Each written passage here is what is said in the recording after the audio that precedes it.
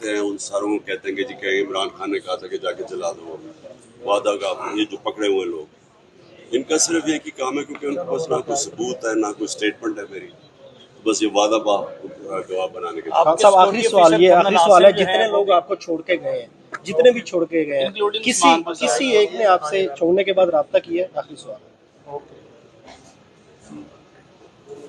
कोई नाम बता दें किस किसी और कहा गया है? अच्छा खान साहब, बनी गाला एक रात में आ रही है, तो कैसा महसूस कहा गया है? जिस तरह का प्रेशर डाला है इन्होंने, अब ये सोचे ना, काफ, मैं सिर्फ आपको मिसाल दे रहा हूँ, अब जब सारी नून लीग काफ लीग में चली गई थी तो वो हमारे सामने हुआ था, इनके ऊपर 1% भी प्रेशर नहीं पड़ा जो कि इन्होंने हमारे लोगों पर डाला। 1%, सिर्फ एक कॉल गई थी एक मेजर की किसी की, बल्कि कॉल से पहले सारे चले गए थे।